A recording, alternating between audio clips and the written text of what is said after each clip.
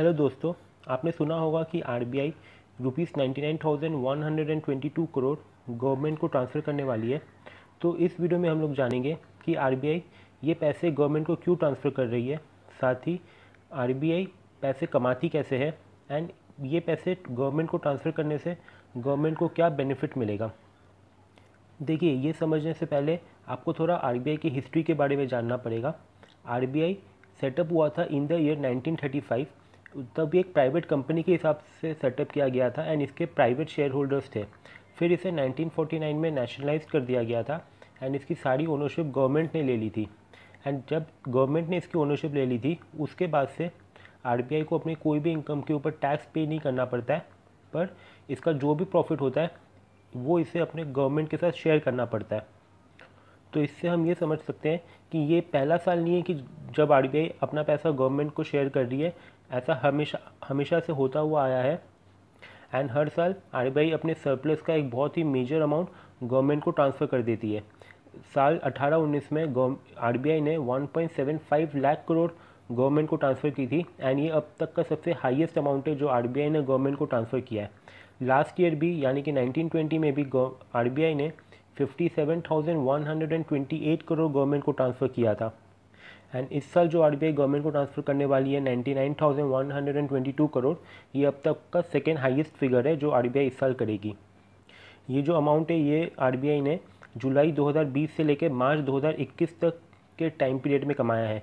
ये 9 मंथ्स का time period इसलिए है बिकॉज पहले आरबीआई जो कैलेंडर ईयर फॉलो करती थी वो होता था जुलाई से लेकर जून तक, यानी कि 1 जुलाई टिल 30 जून। बट बाकी जो कंपनीज हैं हमारे इंडिया में, हम लोग फाइनेंशियल ईयर फॉलो करते हैं 1 अप्रैल से लेकर 31 मार्च तक। सो इस साल आरबीआई ने भी डिसाइड किया है कि वो अपना कैलेंडर ईयर को भी 1 अप्रैल से लेकर 31 मार्च तक कर देगी from the financial year 2022।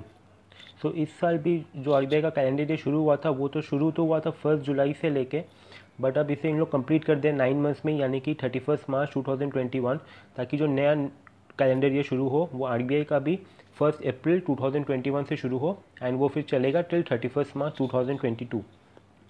But ऐसा नहीं है कि आरबीआई अपना सारा पैसा गवर्नमेंट को ट्रांसफ़र कर रही है। आरबीआई को एक तो रिस्क रिजर्व भी मेंटेन करना पड़ता है for future losses and contingency के लिए, ताकि अगर फ्यूचर में कोई भी कंटिजेंसी आ जाए या कोई लॉस आ जाए या फिर आरबीआई को इमरजेंसी में कोई फ़ंड की ज़रूरत पड़े तो उसके पास कुछ पैसा हो, तो आरबीआई अपने एसेट्स का 5.5% कंटिजेंसी रिजर्व रखने वाली है। ये फिगर पहले 5.5% से लेकर 6.8% के बीच में होती थी, बट इस साल से आरबीआई ने डिसाइड किया है कि इसे एकदम लोअर अमाउंट पे रखें। सो ये एक कारण है जिसके वजह से आरबीआई का सरप्लस इस साल थोड़ा हाई अमाउंट का है। अब जानते हैं कि आरबीआई ने इतना हाई अमाउंट का प्रॉफिट इस साल कमाया कैसे है। तो सबसे पहले आरबीआई ने कुछ बॉन्ड परचेज़ की थी जिस पे इन्हें अच्छी खासी इंटरेस्ट मिली है। नॉर्मली हम सुनते हैं कि आरबीआई पब्लिक को बॉन्ड सेल करती है, बट आरबीआई खुद से बॉन्ड सेल नहीं करती, वो गवर्नमेंट के बिहाफ पे सेल करती है। तो बेसिकली यहाँ पे आरबीआई गवर्नमेंट से बॉन्ड खरीदती है एंड उन्हीं बॉन्ड्स को पब्लिक को सेल कर देती है।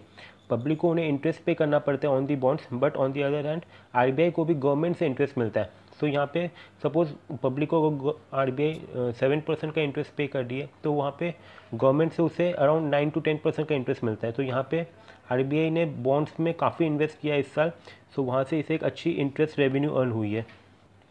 सेकेंड, आरबीआई ने इस साल एक बहुत ही बड़ा फॉरेन एक्सचेंज रिजर्व भी बनाया है, अराउंड $577 बिलियन का। ये फॉरेन एक्सचेंज रिजर्व ये हमारी कंट्री में होल्ड नहीं करते, ये अलग अलग कंट्रीज़ में होल्ड करते हैं, जैसे कि यूके, यूएस है, तो वहाँ पे इसे इंटरेस्ट मिलता है।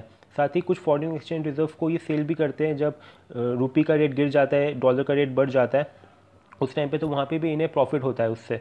तो ये एक सेकेंड रीज़न है जहाँ से आरबीआई अपनी प्रॉफिट कमाती है।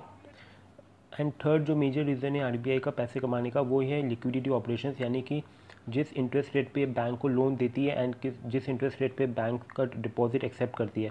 तो बेसिकली इसे repo and reverse repo rate कहा जाता है। जब ये किसी भी बैंक को लोन देती है तो वहाँ पे ये 4% की रेट ऑफ इंटरेस्ट चार्ज करती है, जिसे रेपो रेट कहते हैं हम लोग। एंड अगर कोई भी बैंक अपना सरप्लस अमाउंट आरबीआई में डिपॉजिट करवाता है तो वहाँ पे बैंक रिवर्स रेपो रेट में 3.35% का इंटरेस्ट रेट उन्हें पे करती है। सो बेसिकली ये जो डिफरेंस है 4 एंड 3.35% का, ये आरबीआई का एक तरीके से सोर्स ऑफ इनकम है। इसे मैं आपको एग्जांपल के थ्रू समझाता हूँ। सपोज़ एसबीआई के पास इस साल 5,000 करोड़ का एक्सेस डिपॉजिट है, तो वो ये पैसा आरबीआई में जमा करवा देंगी एंड आरबीआई उसे इस अमाउंट पे 3.35% पे इंटरेस्ट देगी। तो ये हो गया reverse repo. But on the other hand अगर एसबीआई को पैसे की ज़रूरत है एंड वो आरबीआई से 5,000 करोड़ का लोन लेती है, तो वहाँ पे उसे 4% पे करना पड़ेगा अंडर दी रेपो रेट। तो वहाँ पे ये जो डिफरेंस अमाउंट हो जाता है, कोई बैंक लोन लेती है, कोई बैंक डिपॉजिट कराती है, तो इस पे आरबीआई का अराउंड 0.65% का रेवेन्यू अर्न करने को मिलता है।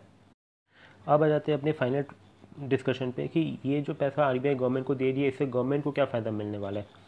बेसिकली यूनियन गवर्नमेंट ने इस साल एस्टिमेट किया था फरवरी के बजट में कि आरबीआई से इन्हें 53,511 करोड़ का सरप्लस मिलेगा, बट इस साल के एक्सपेक्टेशन से ऑलमोस्ट डबल के अमाउंट की इन्हें आरबीआई से फंडिंग मिल रही है। सो ये गवर्नमेंट को हेल्प करेगा।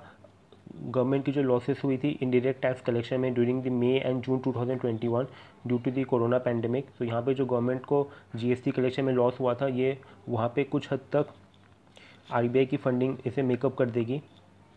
साथ ही हाई कमोडिटी प्राइसेस हो रही है, जहाँ पे demand and pricing power are subdued, तो जो जितने भी कॉरपोरेट्स हैं इनके प्रॉफिट कम हो जा रहे हैं एंड इसके कारण से गवर्नमेंट को डायरेक्ट टैक्स की कलेक्शन भी कम होने। तो यहाँ पे आरबीआई के पैसे ट्रांसफ़र कर देने से ये लॉसेस कुछ हद तक सेट ऑफ हो जाएगी एंड गवर्नमेंट अपना प्रॉपर तरीके से बजट को फिर प्लान कर पाएगा। सो गाइस, मुझे उम्मीद है कि आप लोगों को समझ में आया होगा इस पूरे डिस्कशन के बारे में। अगर आपको वीडियो पसंद आया हो तो प्लीज़ लाइक कीजिएगा एंड अगर आपने अब तक चैनल को सब्सक्राइब नहीं किया है then please subscribe to the channel. Also share my video with your friends and colleagues. Thank you for watching.